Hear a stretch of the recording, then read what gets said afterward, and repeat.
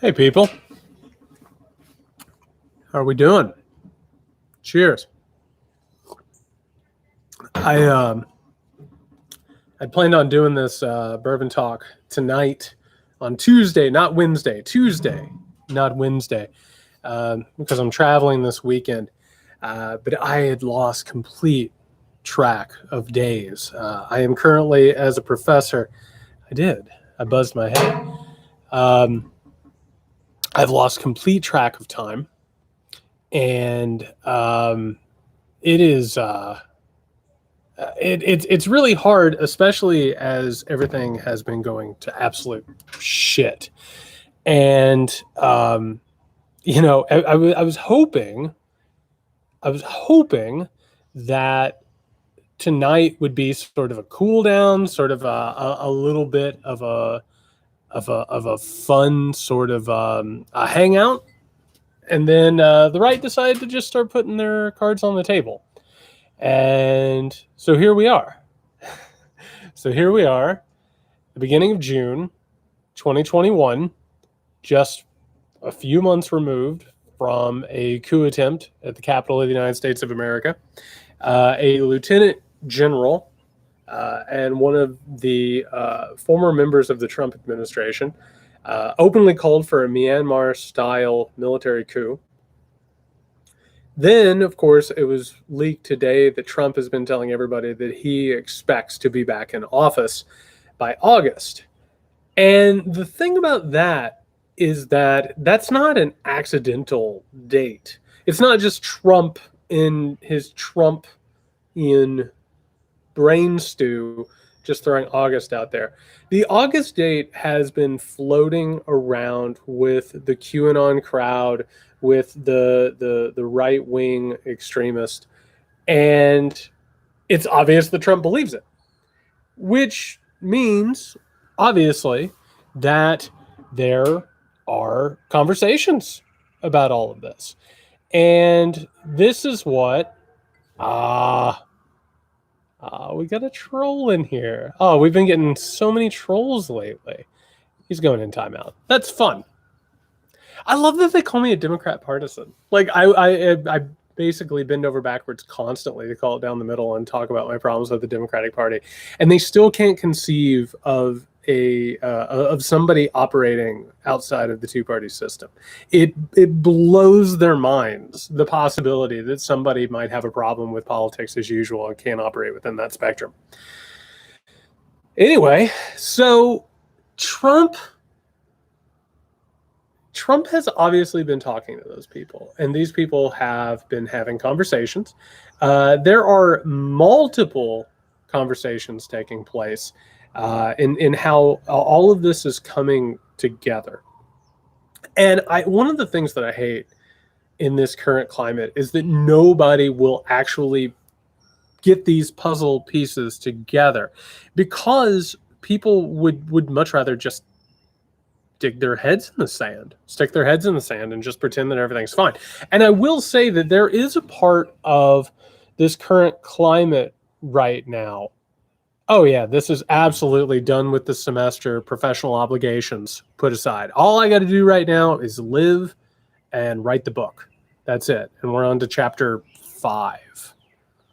We're in the 19th century. Which, by the way, a fun little fact I just found out. George Washington, first president of the United States of America, during the Whiskey Rebellion, got on his horse and led an army to put down an uprising in the United States of America.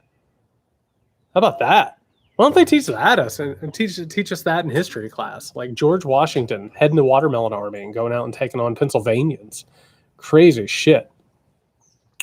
But, you know, this Trump thing and the Flynn thing and the August return to office is all about preparing people for what is occurring. All of these conversations have been going on forever, and you have to understand, if you pay attention on the right, yeah, they were called the Watermelon Army because the people in rural counties thought that watermelon was just the most amazing delicacy, and only East Coast liberals and East Coast elites could get their hands on watermelon. So it was a way of saying the elitist army. Yeah, it's weird.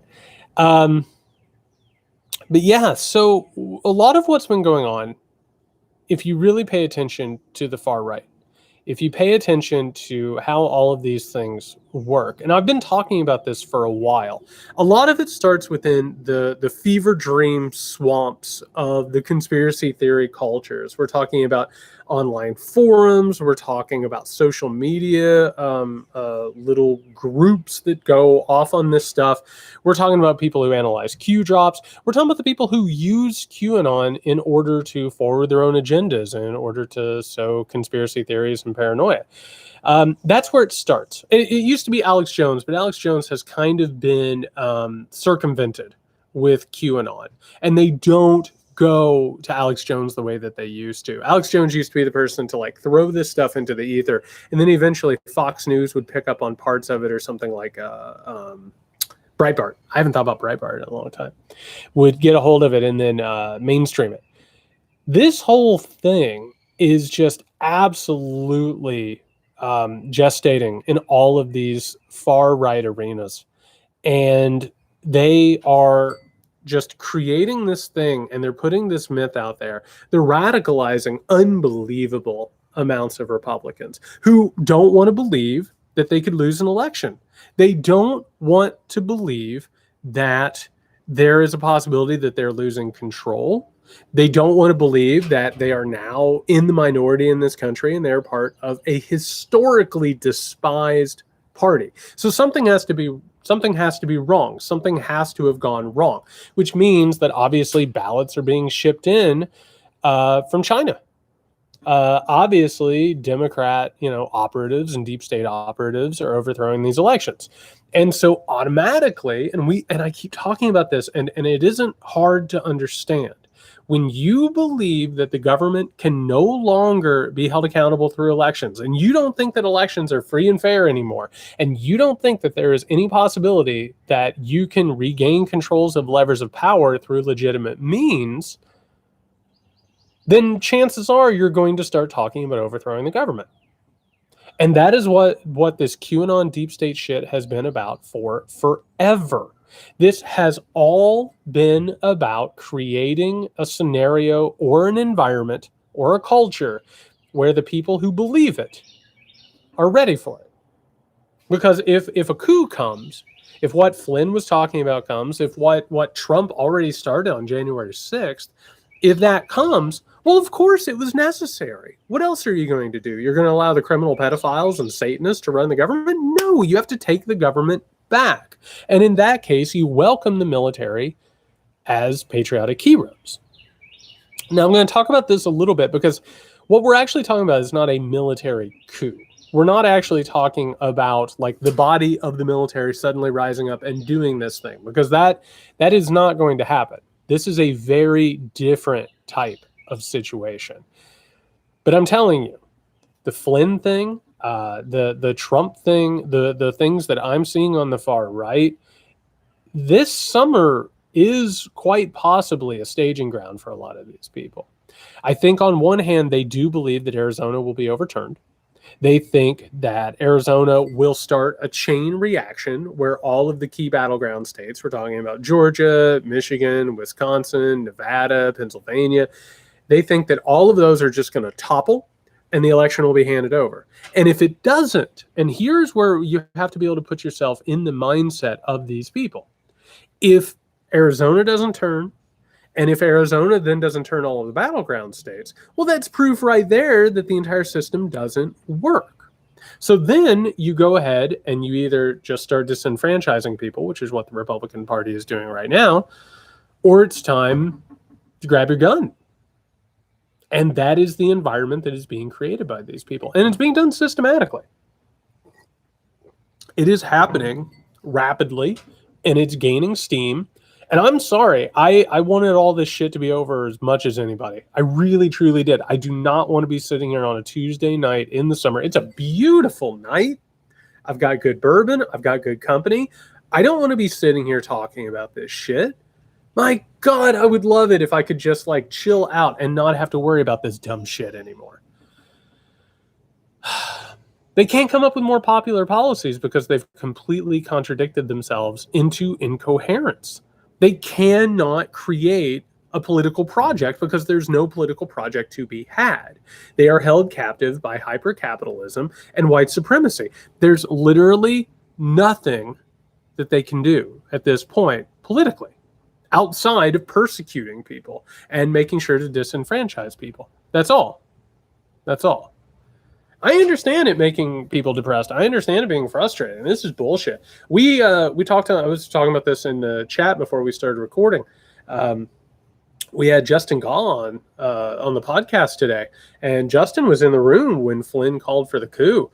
He was spooked, and I know how that feels. Like that, I want to say that was like his first like sort of far right rally, and I have to tell you, after I got done at my first Trump rally, I was spooked too.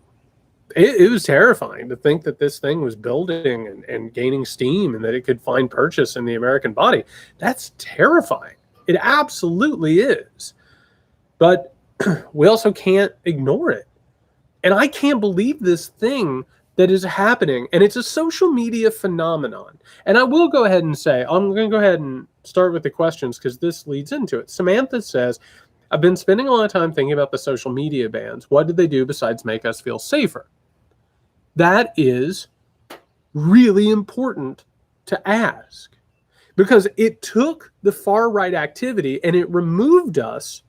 It removed it from our purview. It removed it from what we could see.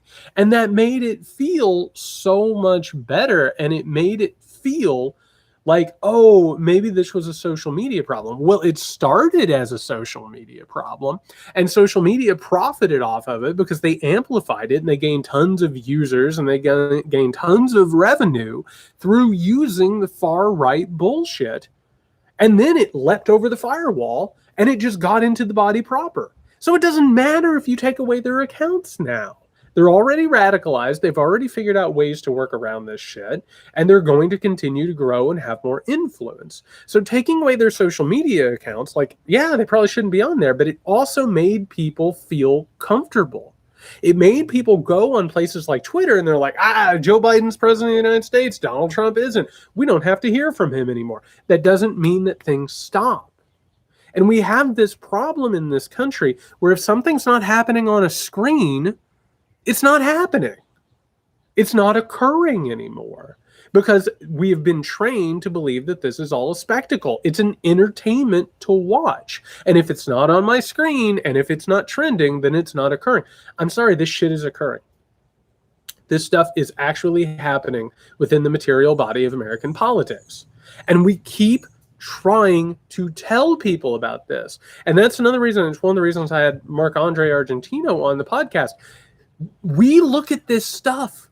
We're paying attention to the shit that you don't have to pay attention to. And by the way, I'm so glad that you don't have to go on Telegram and Gab and all of these gross dark web-like programs. But I'm telling you, it hasn't stopped. And it's not stopping. It's gaining momentum. And they're planning shit. That's the problem. And so many people are pretending like all of this stuff is okay and nothing's going to happen.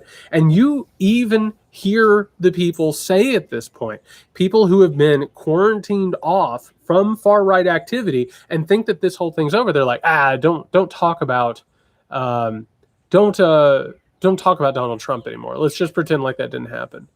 Well, what do you mean pretend like it didn't happen? It happened. We lived through it, and we have to learn from it, and we have to learn from it in a fucking hurry. And that is the problem. That is the issue, is a lot of people want to pretend like that just didn't happen and that everything's fine now. It was just a blip. It was a hiccup. Everything is good now. The system has been rotten for forever. Trump, again, was a symptom, not the disease. I don't know if he's going to be president again. I don't know. If I had to put money on it right now, I would say that somebody else runs in 2024 and he gives the hats off to it. This person is with Jared's voice.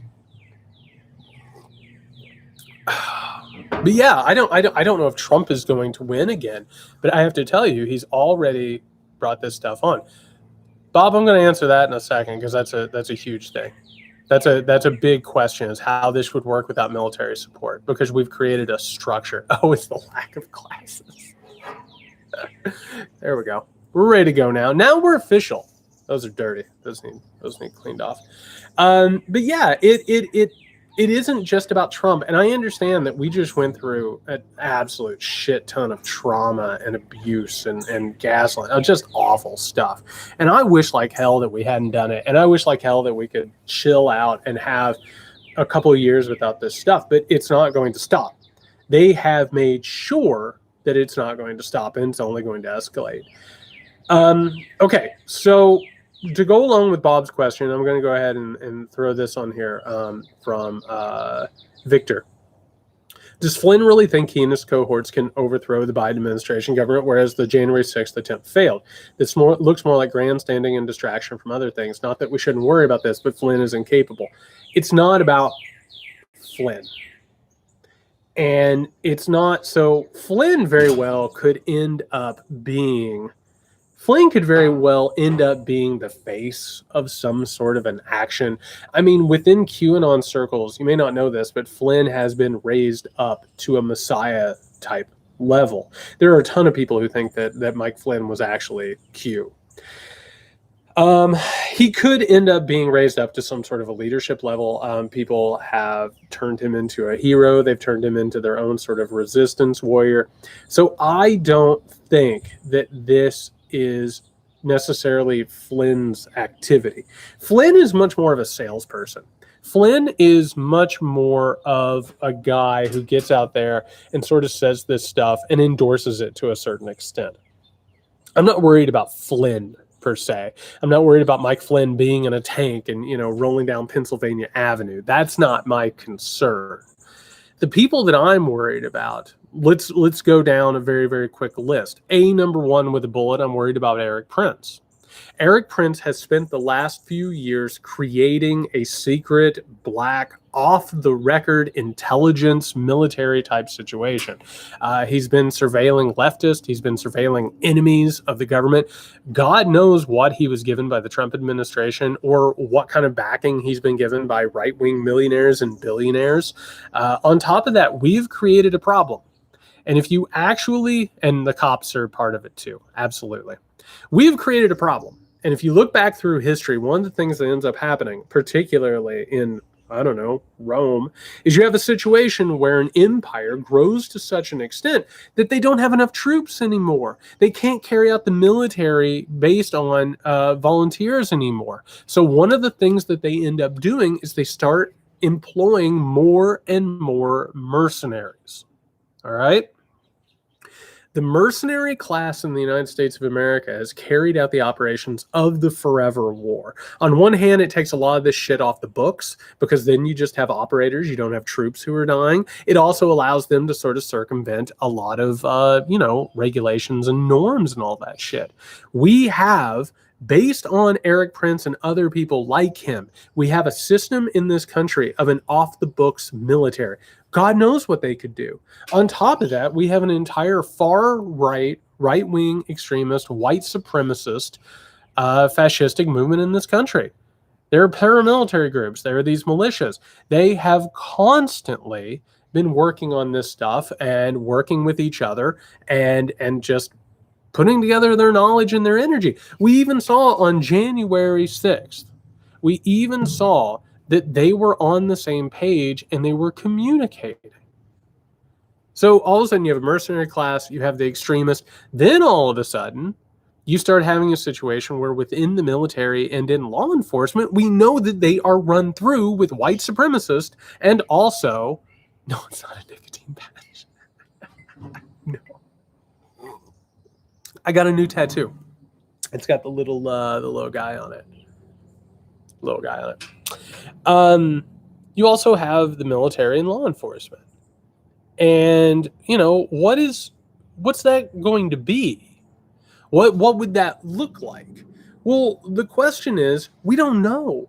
And nobody else does either, because a situation like this is not going to be a situation where it's just a traditional, the military rolling down the street. America is not going to have a situation like that.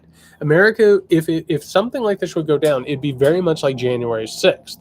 And this is the thing that nobody wants to talk about with January 6th, which is January 6th was a conflagration of different groups. There was no silver bullet explanation for what happened on January 6th, outside the people that Trump brought in, right? The MAGA people who were invited to come to Washington, and then he told them to march down to the Capitol. You also had paramilitary groups who wanted to deal some damage and saw an opportunity possibly to either get intelligence or strike a blow against the government or recruit.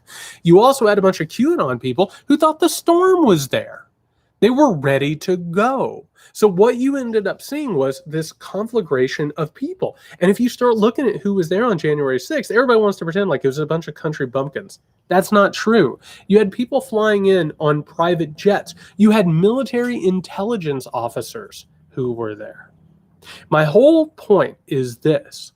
I don't think it would be a traditional Myanmar-style military coup.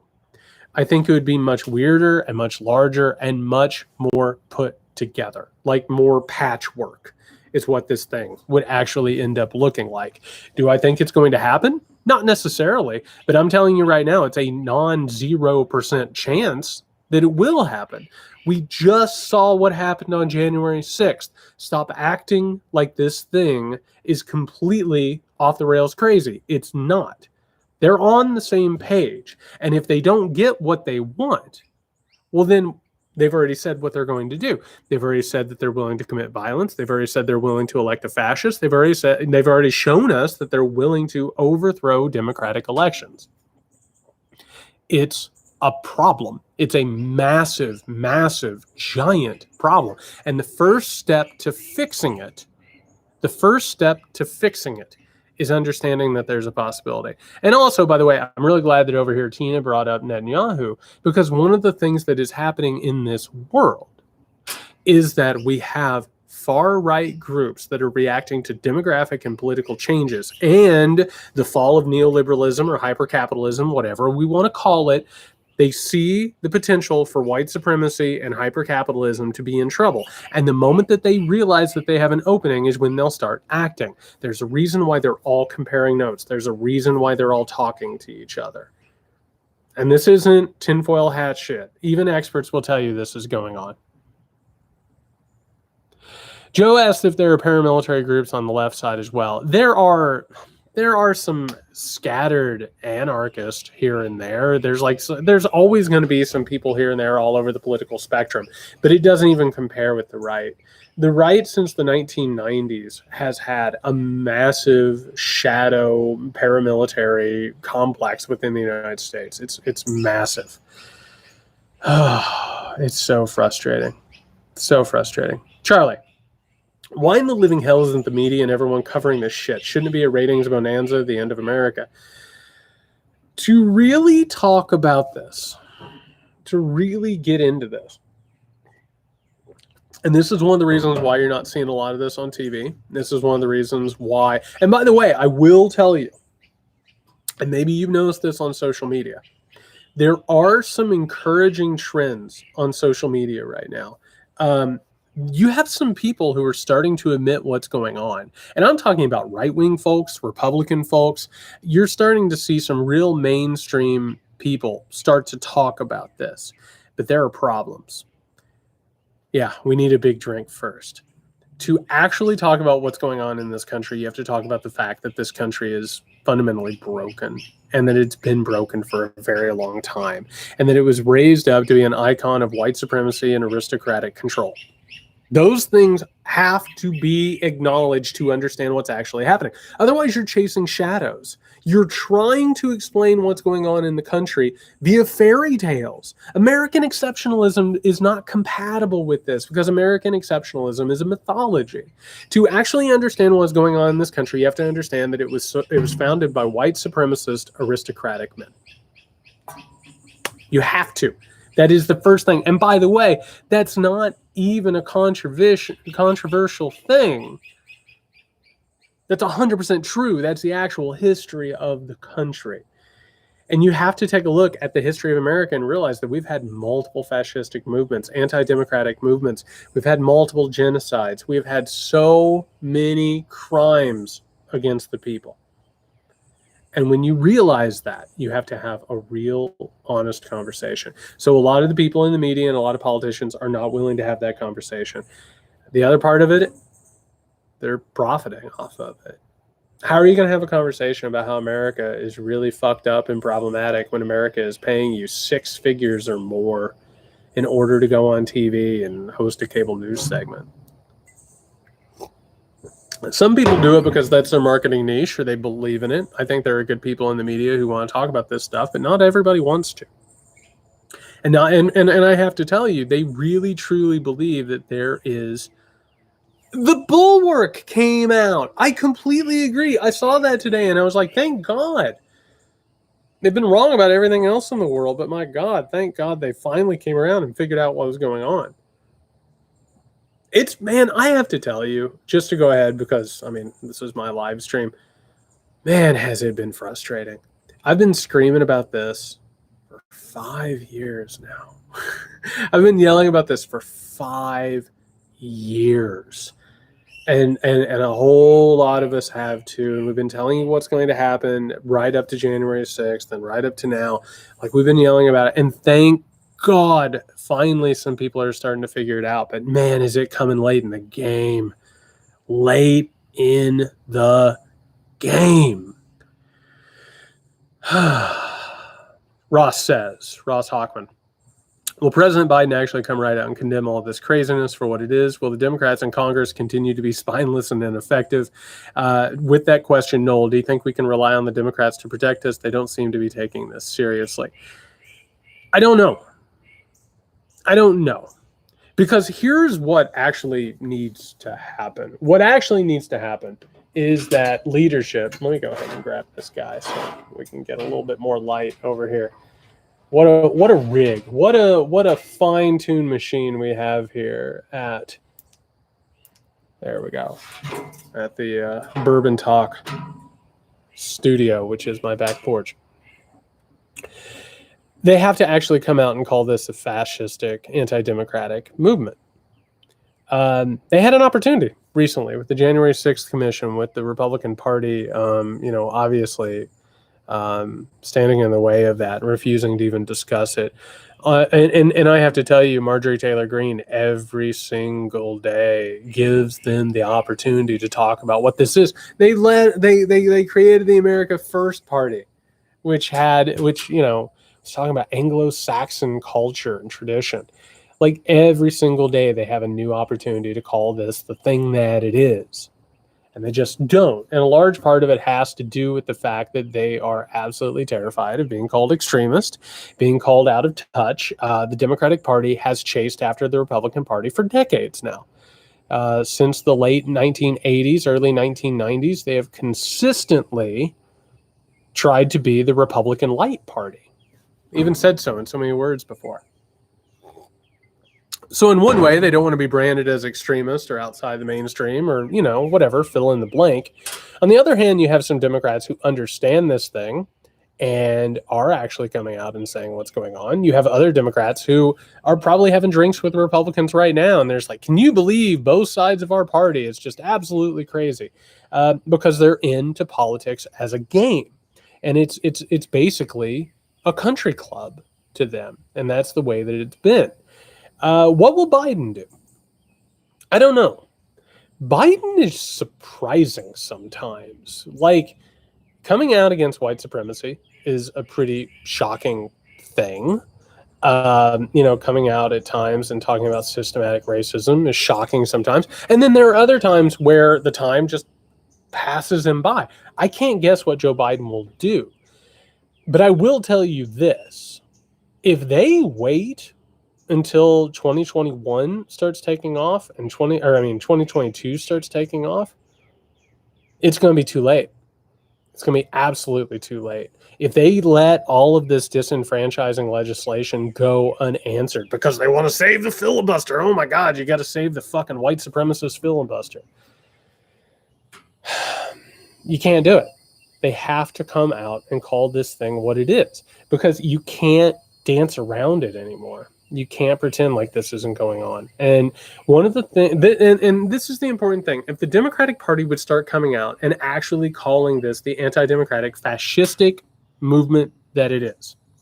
The problem right now is that they're not saying that, and obviously the Republicans aren't saying that. So you have people around the country who pay like nominal attention to this, and they're like, oh, obviously no one's talking about this. So like, obviously the Republicans, maybe they're a little radical and out there, but they're not a fascistic anti-democratic party. That's the issue here, is that by not calling this what it is, people have a normalcy bias. And when people want to believe that everything's fine, and yeah, maybe the Republican Party is playing hardball, but they're not trying to destroy democracy. They're not trying to protect white supremacy and hypercapitalism, and they're not a fascistic movement.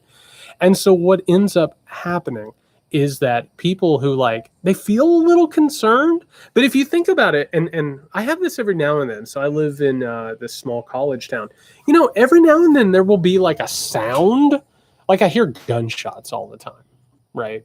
But there will be like an explosion or something. And if I hear it, I'm like, ugh, that didn't sound too good. And then I'll sit here, and if I don't hear sirens, I'm like, oh, I'm sure it was fine. Or if I don't hear people coming out of their houses and checking on, I'm like, never mind. It obviously wasn't as loud as I thought it was. There are a lot of people in this country who are like, ugh, I don't know. The Trump years were really, really rough. Look what the Republican Party is doing. They seem dangerous and like a threat, but the Democratic Party isn't calling it that. You know what I mean? And all of a sudden they're like, I'm sure it wasn't a big deal. If it was, the sirens would be going off. And the sirens aren't going off. They need to. That's how bad this actually is. Sauce. Is anyone in our federal government even opposed to the various disenfranchisement laws being passed? Are the Dems really opposed to the grift? Are they not profiting too? In some cases, they are profiting, and they're raising a lot of funds off of this stuff. The other part of it is, I think a lot of people are concerned about it, but on top of that, they don't want to seem like radicals, and they don't want to rock the boat, and they don't want to move beyond the filibuster. They don't want to fight, and they keep hoping that things will just get better. Things aren't going to get better. Things aren't going to just get better. The Republican Party is not going to snap out of it. They're not going to come to their senses. They're not going to remember their principles. The principles were never real. The principles were political cudgels. They were the best way that they could throw together their own voting coalition. They weren't real. This was always about power and profit. They're not going to snap out of it. They're just not. Heather, this thing today with Trump is something. What does he actually believe? Anything? No, I don't think Donald Trump believes anything. I think Donald Trump is a creature of reaction at all times. How should we think about him and position him now that he's out of our daily lives? So here's the thing. We don't have to sit here and obsess over Donald Trump, but we also can't pretend that he's just gone. We can't pretend. Oh, Jeffrey, I've got an answer for that. That's the next question, what the end game is. We can't pretend that Donald Trump is just absolutely gone and he holds no sway whatsoever. And just because he had his Twitter and Facebook accounts taken away, that everything's good.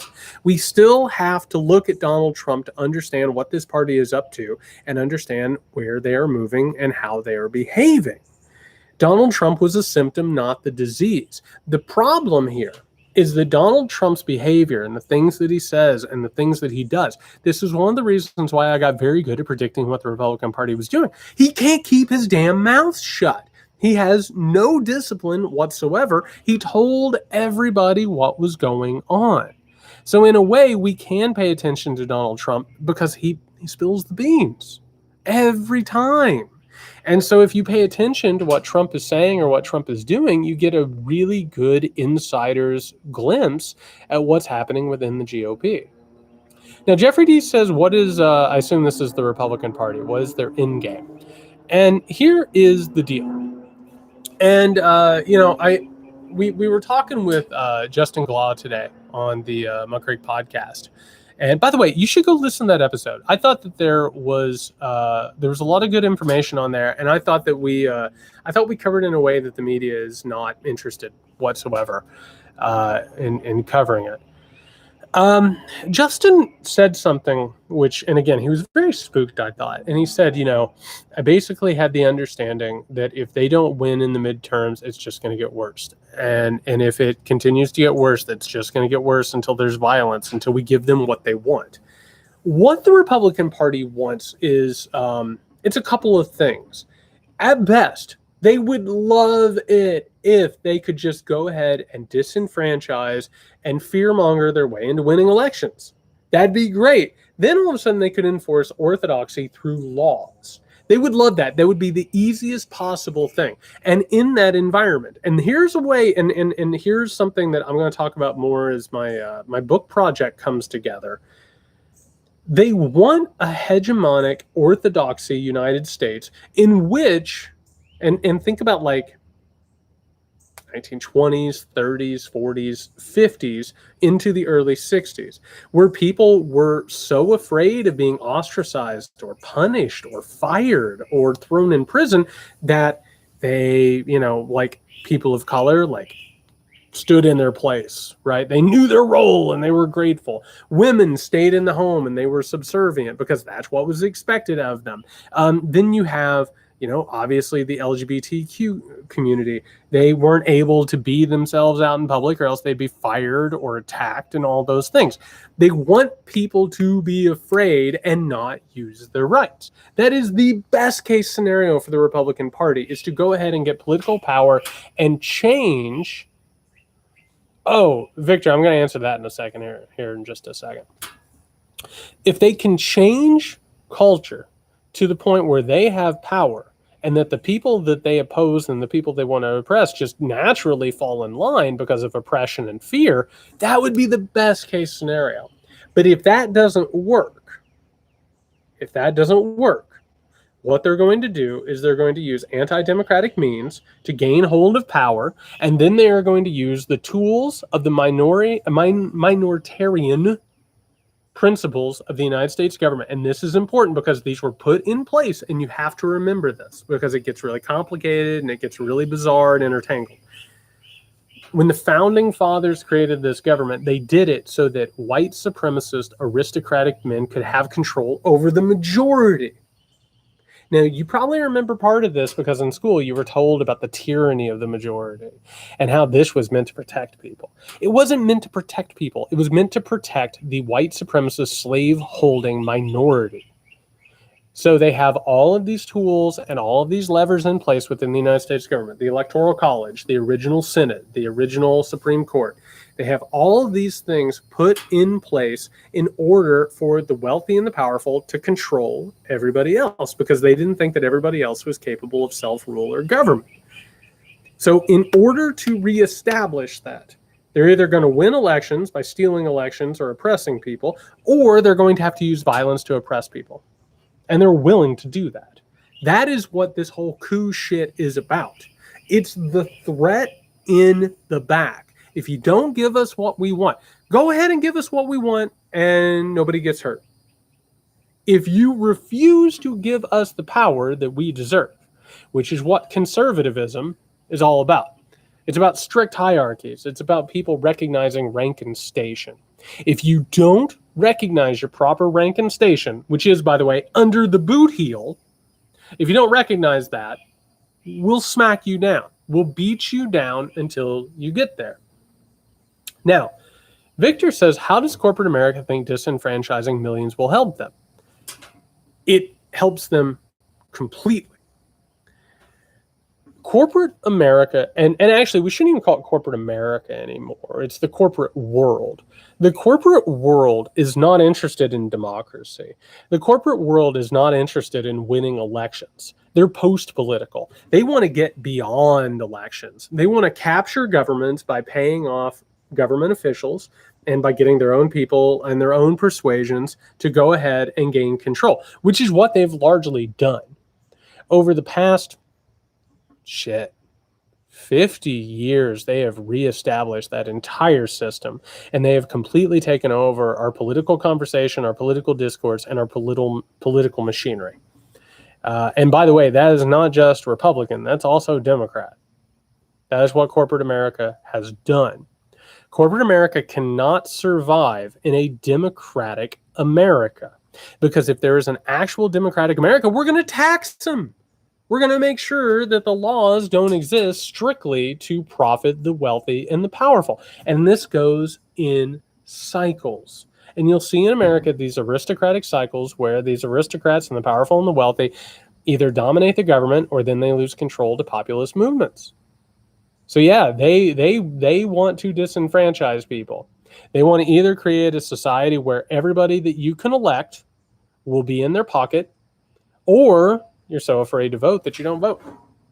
They would love that. These people don't care about elections. Your Coca-Colas, your Delta, saying that disenfranchisement does not align with their corporate principles. There are no corporate principles. All corporate principle is to profit and grow. That is the only principle that corporations have. Everything else is window dressing. Everything else sounds great. Tracy, that's exactly right. The Powell memo. Go read the Powell memo. When you're done with this, go check that out. Absolutely. And what you'll end up learning. But that's the problem. That's the problem. Somebody just said that they get that, but they need people to buy their stuff. That is the inherent contradiction of capitalism. This is, okay, so in a hyper-capitalistic society, I'm so sorry. I'm glad you asked that question, because this is something we have to talk about. Capitalism is irrational. Originally, if you look back at what Adam Smith was saying about capitalism, there had to be healthy competition. There had to be some sort of a balance between the worker and the consumer and the producer.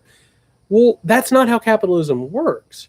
Inevitably, capitalism trends towards mass exploitation and monopolies. So what always happens, and this is a giant thing, what always happens is that there are always massive monopolies within capitalism, and they can't help themselves.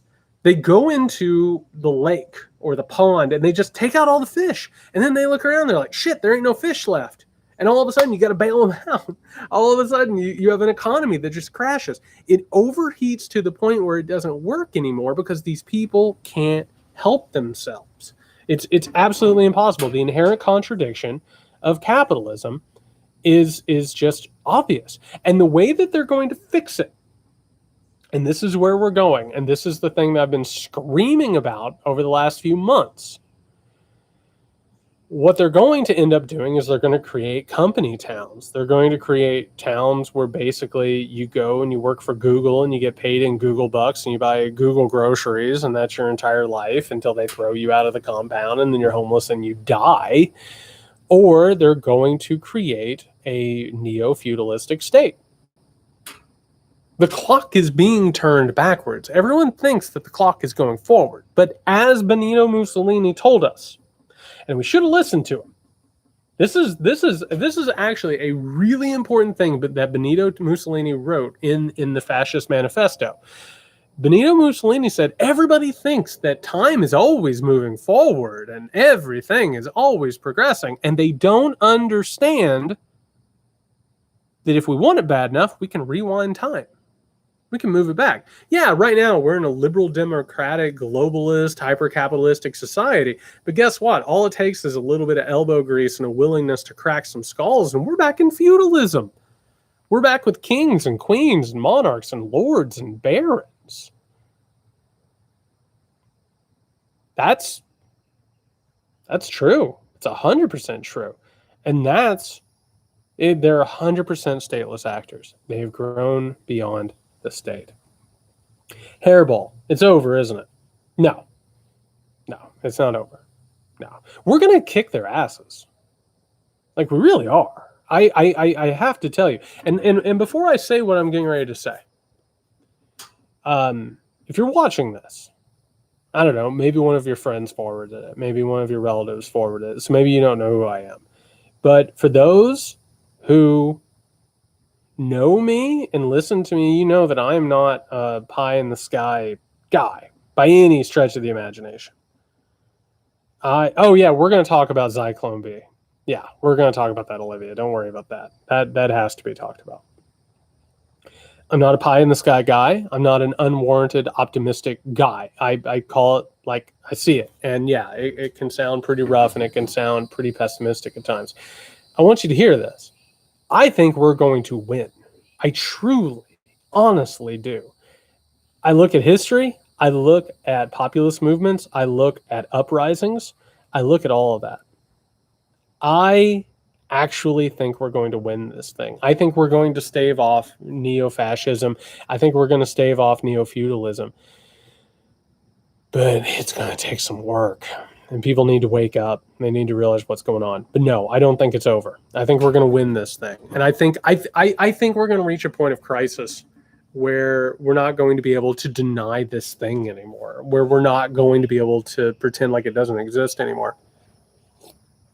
And I think we're going to have a victory that's going to be so large that it's going to change the course of human history and politics. I truly believe that. And I think it's going to reinvigorate the idea of representative politics, what society can be, what economics and culture can be. There is a question. Hecatron says, but are we going to win in our lifetimes? And here is the sad truth. I think that we are. But we have to be prepared for that not to be the case. We have to be prepared to do the hard work for a victory that will come after us. We have to start becoming selfless, and we have to start working towards something in the future. And only in that can we possibly win a victory in our lifetimes. But I have to tell you, I really, truly have to tell you this. Like, we're not going to get out of this thing without a major crisis point.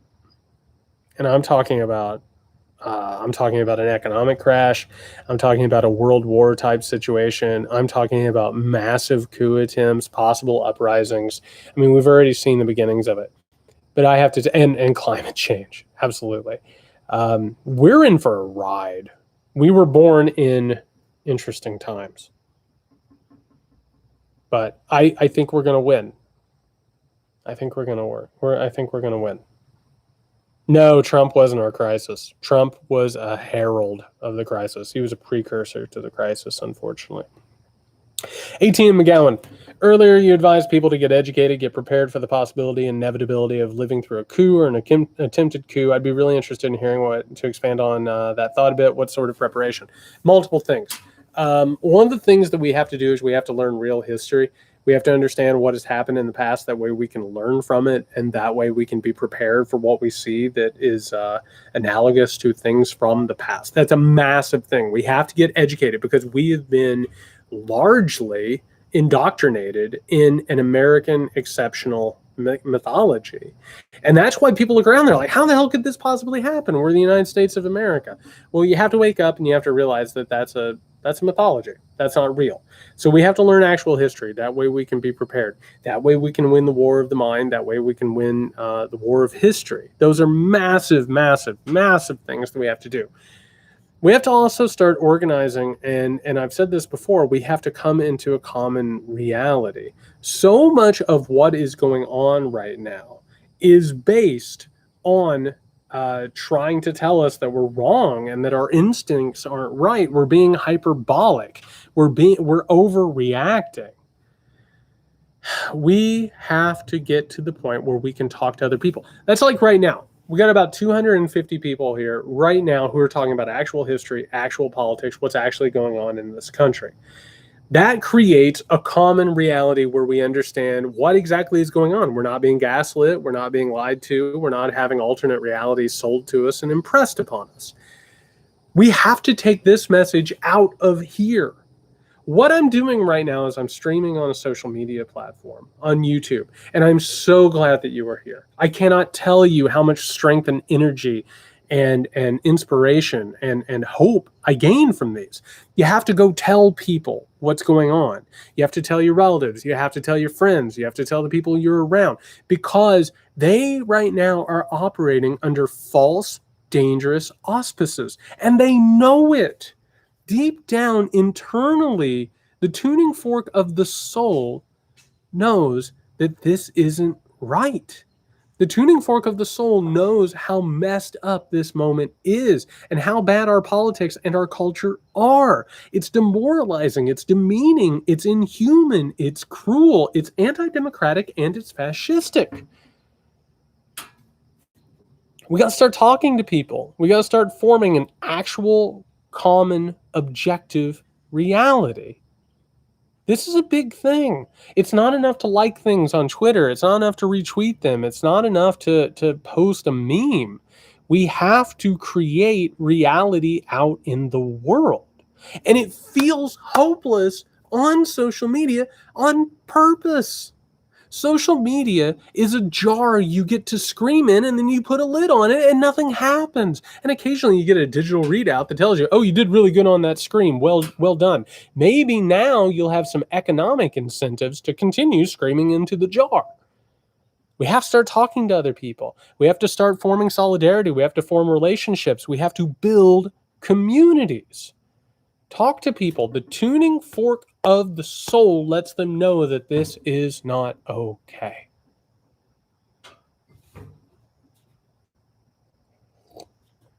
Also, go ahead and pick up about a month's worth of supplies. Just have it in the background. I mean, my God, there might be a natural disaster. There might be some really bad stuff. Just be careful. Read, educate yourself, understand history, understand deep politics, understand what's going on, because these things are huge. Joel Ferron, Texas Democrats, theater impactful statement. Impactful statement. Absolutely. Walk the fuck out. Are they engaging in good faith politics? Oh, they're not? Later. We're done. We're done with this farcical bullshit. We're not going to stand here and watch as you disenfranchise people because you're historically unpopular and you don't give a shit about democracy. No.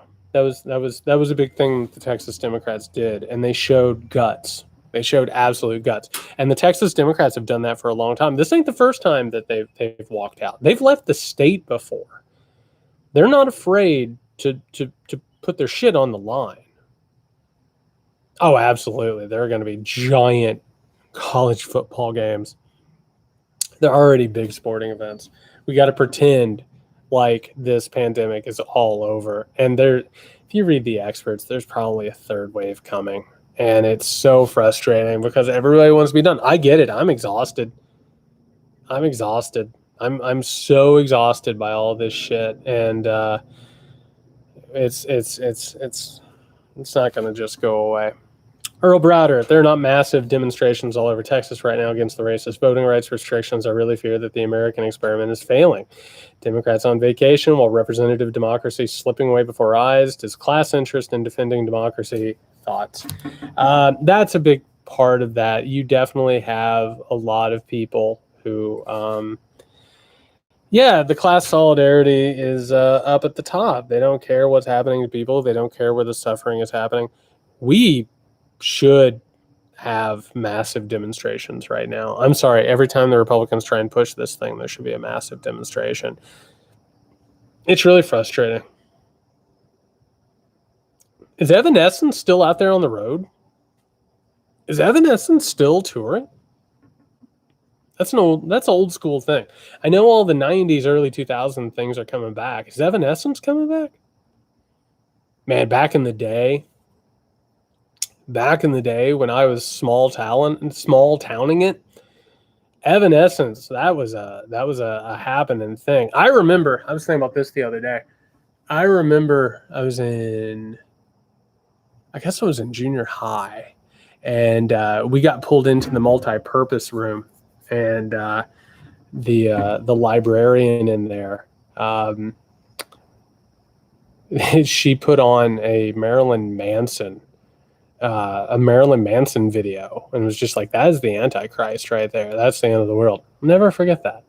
things felt very present in the 1990s.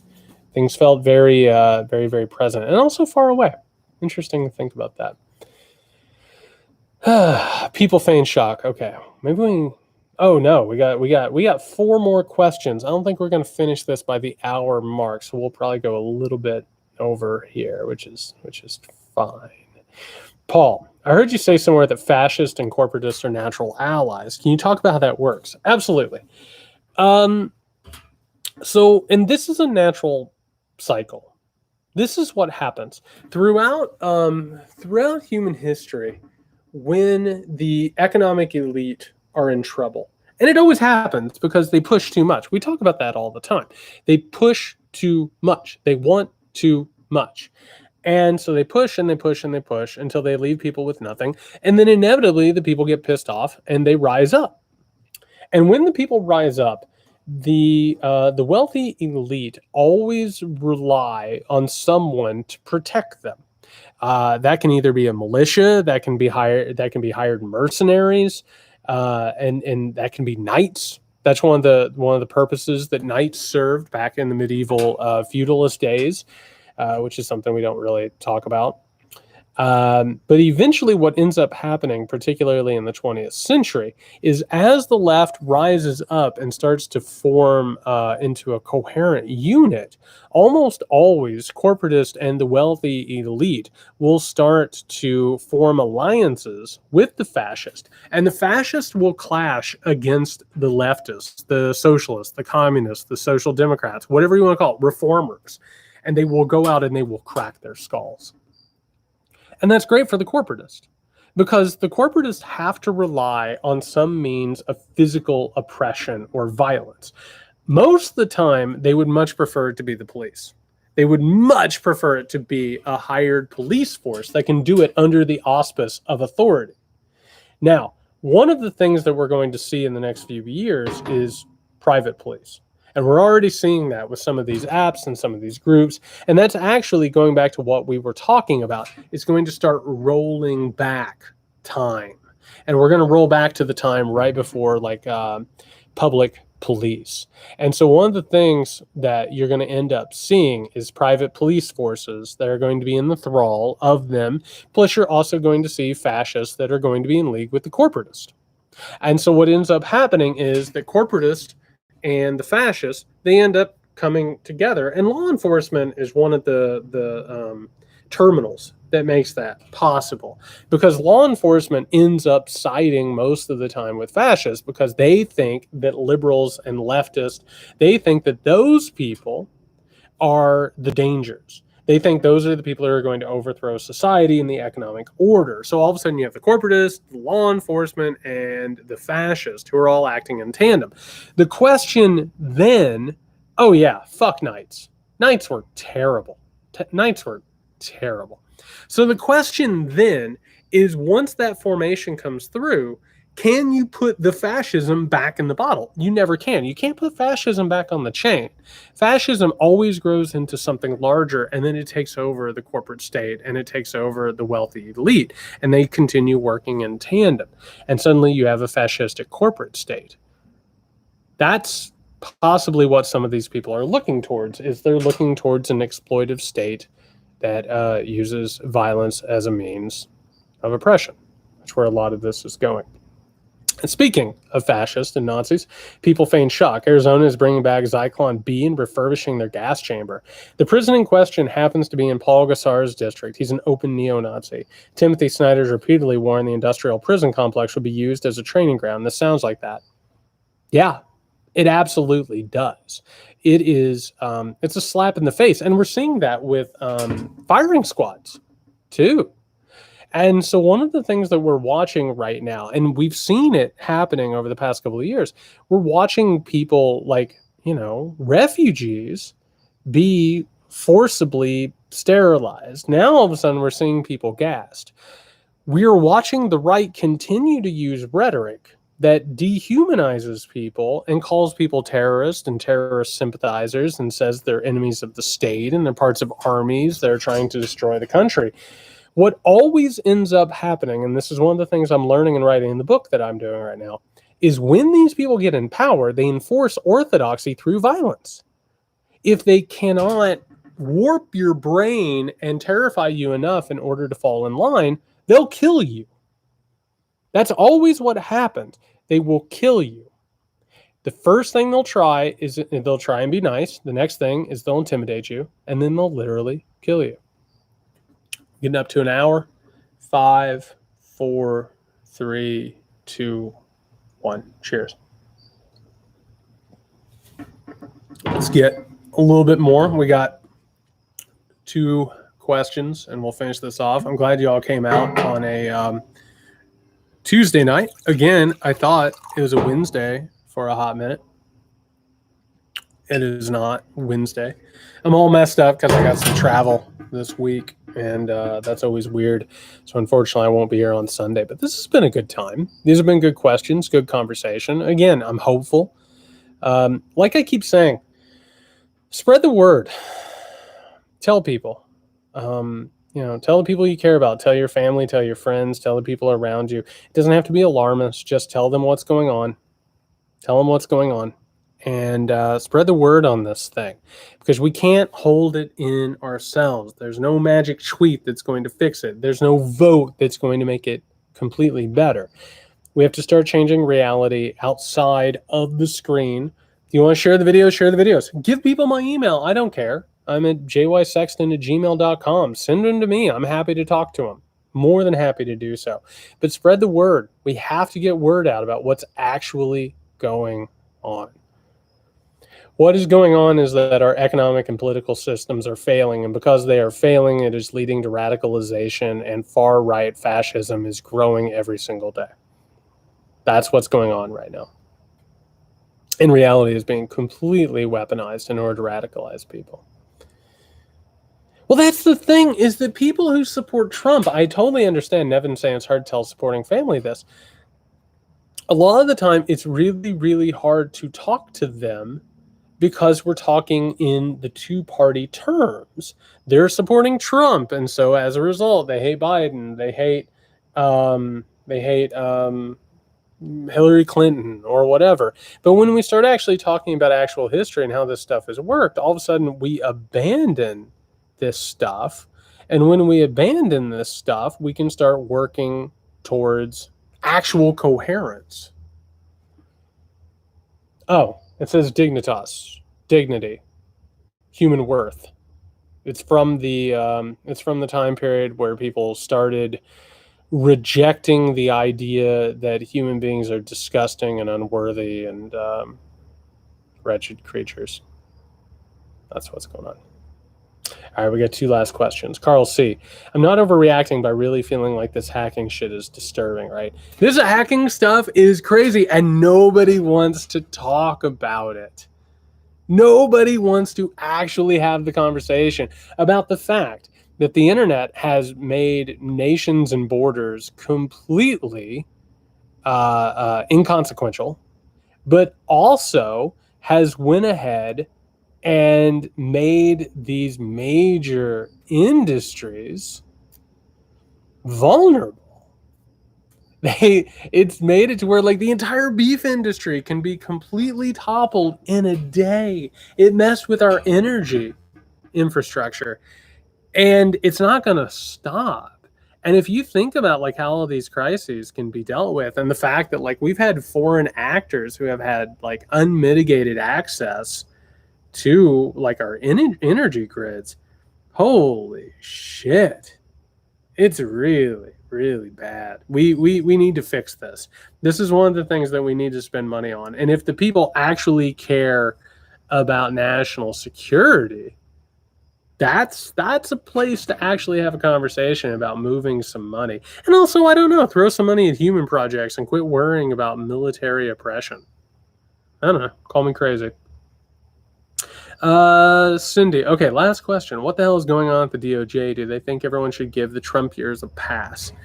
I think the DOJ is actually waiting for what's happening in New York. It looks like Trump will probably be charged with some crimes in New York. I don't know what's going to happen. We could very well see a series of dominoes fall in which Florida actually refuses to extradite Trump. I mean, that is another scene from America breaking up, more or less. I think he'll probably get charged in New York. I think the DOJ will probably not deal with Trump or any of his cronies. They do not have much of an interest in prosecuting a former president. They just don't, because once you start prosecuting presidents, the gig is done. Because every president can be prosecuted for crimes. That's one of the joys of the job, right? So no, I think Trump probably, if I had to put money on it, I would probably say right now, 55% says he gets charged in New York, 45% says he doesn't. But he's also a privileged, white, wealthy male, so, you know, hardly anything ever happens to those people. Yeah. I completely agree, Alexander. Replacing people with computers wasn't great. The utopic visions of the future just have not shaken out. These ideas that somehow or another computers and artificial intelligence would free us and lead to a utopic version of the future. We've been told that story over and over and over again. And I'm talking back to, my God, I mean, the first century. We're talking about the very beginning of modern history. We've been told that this stuff is actually going to play out and end up in a utopia. I don't see it, and it hasn't happened. Not great. Not great. But is he actually wealthy? God knows. God knows. You don't have to actually be wealthy to be wealthy, particularly if you are a privileged scion of a major family. All right, everybody. Thank you for coming out on a Tuesday. I enjoyed this. This was a good time. I know we talked about some tough shit, but there's tough shit going on. I keep saying it, and I keep meaning it. Tell people. You have friends, you have family members, you have colleagues, you have people in your life who, and I'm sure you've heard this, and this is something to think about. You'll have conversations about politics and culture, and they will have a conversation that is all like headlines, right? They get traded on social media. And they'll say things like, oh, can you believe this is going on? And it's like, yeah, I can. And here's the reason why. That's one of the reasons we have to get educated. One of the reasons why we have to understand this stuff and understand history and what's actually happened in the past and what's actually going on, so we can talk to people, point them in the direction. I'm happy to help. I know there are tons of other people who are willing to help. Here are hundreds of people who are hanging out on a Tuesday night who are trying really, really hard to understand what's going on and make a difference. And I know you're made to feel powerless and alone, but you're not. Some very wealthy, powerful people are trying to spend a lot of money and a lot of efforts to make you feel that way, but you're not. Let people know what's going on. Let people know what's going on. Reject this two-party spectrum of politics, American exceptionalism narrative. Tell people what's actually happened. And if you start telling people what's actually happened and you can get in a shared objective reality, we can make a difference. Oh, there's a cicada. Good luck. Best of luck, cicada friend. I hope you enjoyed your slumber. I hope you enjoy your travels. Same for you. I won't be around on Sunday. I'll be back in a couple weeks. Y'all are wonderful, and please be safe. We'll have a weekender episode of the Muckrake podcast that comes out on Friday for Patreon subscribers. Again, thank you so much to the subscribers over there. You keep us going. We are so appreciative. We do not want to have to run ads. We don't want any corporate oversight. We don't want any editorial oversight, because we talk about shit that other people aren't talking about. If you haven't listened to the episode today with Marc-Andre Argentino and Justin Glau, it's important. It's good stuff to understand American radicalization and where we're going. But we could use your help. We always can. Patreon.com/Muckrake Podcast.